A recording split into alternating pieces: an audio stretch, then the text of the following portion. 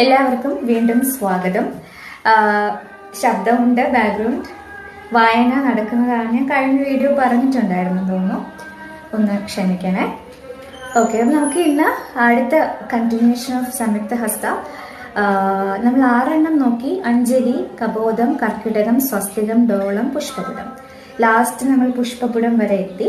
ഇനി 7ാമത്തെ ഉത്സംഗ ഹസ്തമാണ്. അപ്പോൾ മൃഗശിർഷം പിടിച്ചിട്ട് നമ്മൾ ഇവിടെ ഇങ്ങനെ പിടിക്കുന്നു, ഉത്സംഗം. അത് കഴിഞ്ഞിട്ട് ശിവലിംഗം 8ാമത്തെ. ദെൻ കടകാമുഖം എന്നുള്ള ഒരു മുദ്ര പിടിച്ചിട്ട് നമ്മൾ ഇങ്ങനെ പിടിക്കുമ്പോൾ അത് കടകാവർദ്ധനമാകും, 9ാമത്തത്.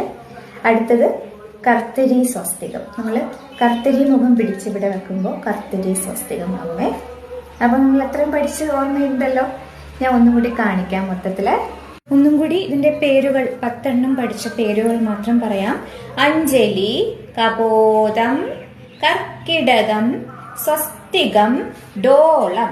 ഞാൻ ഇപ്പോൾ 2 സൈഡും ഇങ്ങനെ ഇട്ട് കാണിക്കുകയാണ്, ഒരുമിച്ച് ചെയ്യേണ്ടതാണ് കേട്ടോ. ഡോളം. ദെൻ പുഷ്പപുടം, ഉത്സംഗം. കണ്ടോ, നമ്മുടെ ഷോൾഡറിന്റെ ഇവിടെ കൈ ഇങ്ങനെ വെക്കുക, ഉത്സംഗം. അതിനുശേഷം ശിവലിംഗം, കടകാവർദ്ധനം, കർത്തരി, സ്വസ്തികം. 10 എണ്ണം നന്നായി പ്രാക്ടീസ് ചെയ്യണം കേട്ടോ. Thank you.